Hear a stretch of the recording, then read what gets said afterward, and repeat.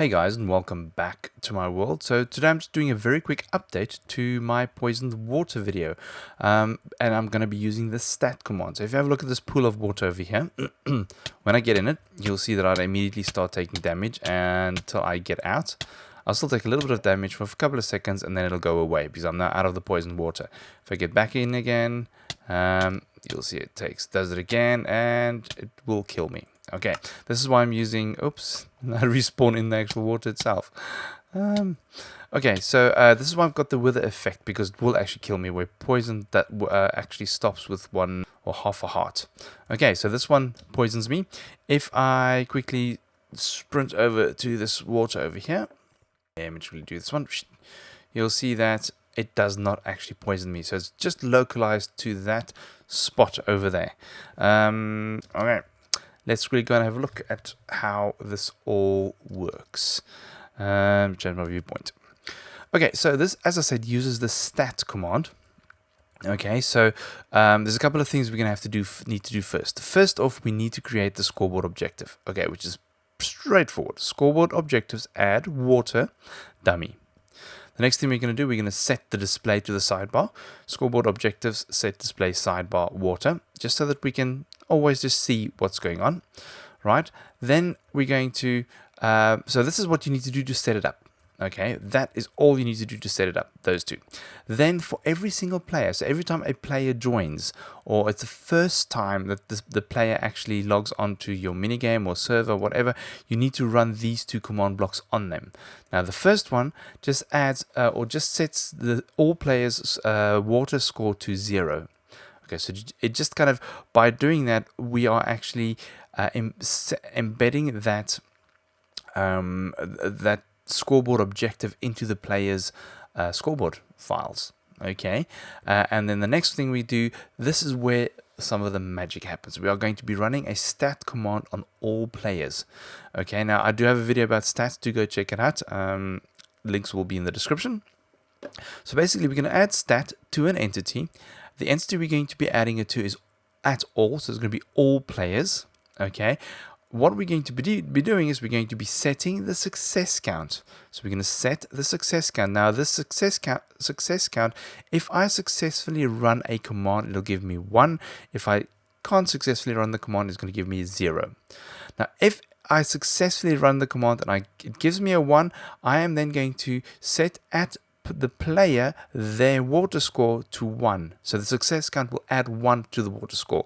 If it fails, if I cannot run the command, it'll add 0 to the actual water score. Okay, so that is what those two will do. So I'll first of all create the objective, set the sidebar to display.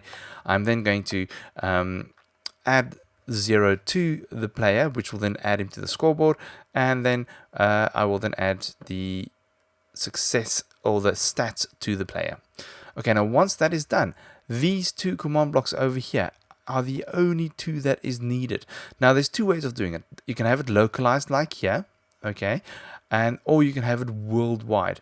So it's both the same command actually. So I'm going to be executing at all players. Now this is where I'm localizing it. I'm saying at radius equals 30.